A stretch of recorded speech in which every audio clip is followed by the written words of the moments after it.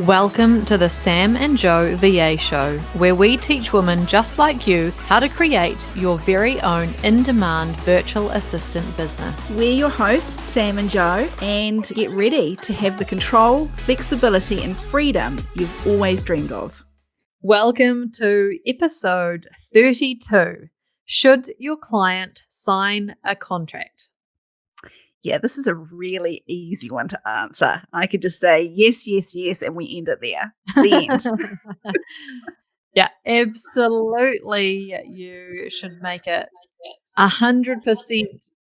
Yeah, like a non-negotiable. You create a contract and get your client to sign it, because things can go wrong, can't they, Sam? Oh, they can. It would be lovely if we lived in a world where you could trust everybody, that nothing was ever going to go wrong, that you'd never have to have any awkward conversations, that you don't need lawyers. Wouldn't that be lovely if we lived in a world that we didn't need lawyers? But we don't. And it's really important that we cover ourselves for any potential eventuality that could occur. Mm.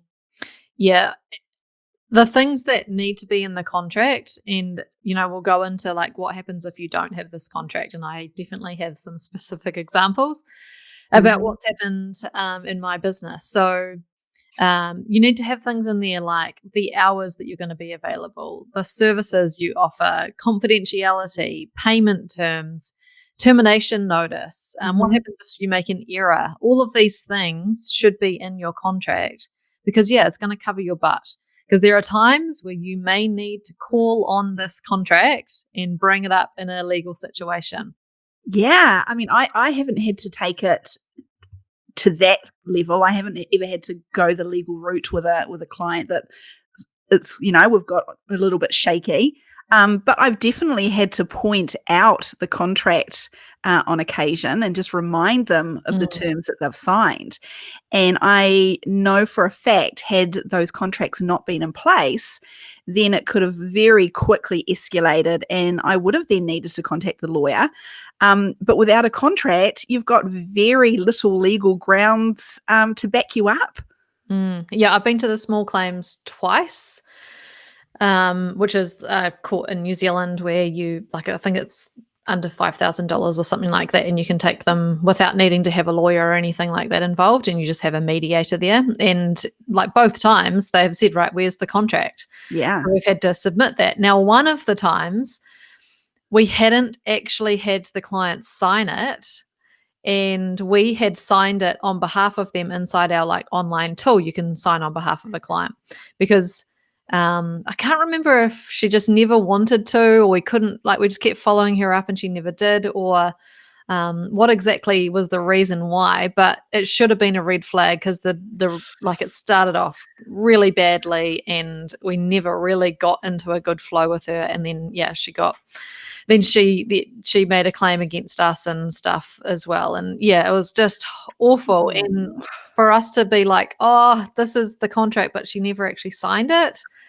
It just didn't go down well. No. Even though in the top of our contract it says something like, you do not need to sign this. By engaging our services, you automatically agree to this. And we had actually we could prove that we submitted it to her. But still, it would have been way better if she had actually signed. Yes. And I think you've just raised a really good point, Joe. If a potential client questions the need for a contract or a service agreement, whatever it is that you're going to call it, that is a huge red flag. Why wouldn't they be comfortable signing a contract with you? Red flag alert.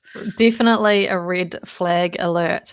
Because, if you don't have a contract, how can you then, like you were saying before, Sam, you went back and referred to the contract. You didn't have to be like, oh, but I said in the first meeting with you, and they're like, no, you didn't say that. Yeah. It's well, actually, if you have a contract, everything is written in black and white.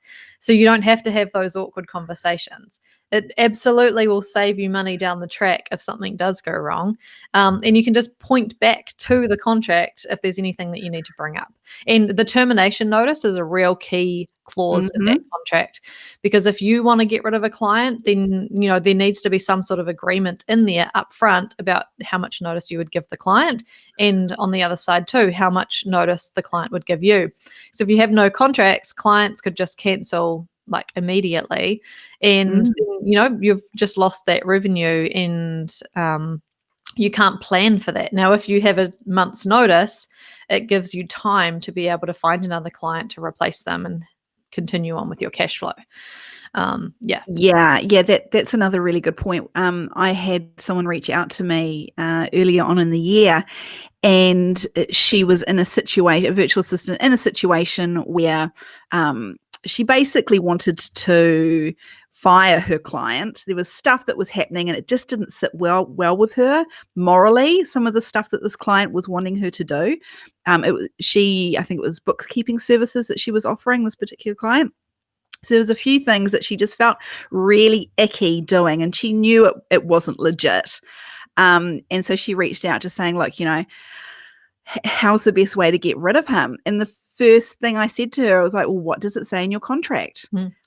Legally, how much notice do you have to give this client? Mm-hmm. And do you have a morality clause? I mean, I do. There's a clause in my contract that says if the client is asking me to do something illegal or morally kind of doesn't sit well with me, well, then I can step back and say, no, I'm not doing that for you. Oh, Goodbye. like a right to refuse. Right for refuse. Absolutely. Nice. That's a great Yeah. clause.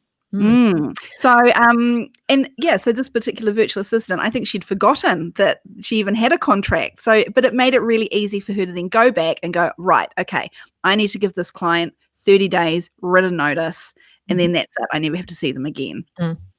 Yeah. And sometimes clients will say, look, you don't need to give me any notice. Let's just end it here if it's, it's not going well. Yeah. But at least you've got something as a starting point that was agreed up front. Yeah, it's really, really important.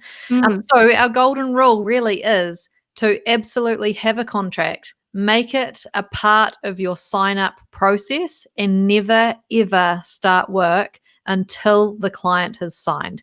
Even if they want to give you passwords and hand things over, that is a complete red flag. Never, ever, ever start until the contract is signed. Thanks to everyone for listening to this episode of the Sam and Joe VA Show. If you'd like to find out more, head to the Savvy School website to check out the amazing members club and find more free resources. You can find us at savvyschool.co.nz.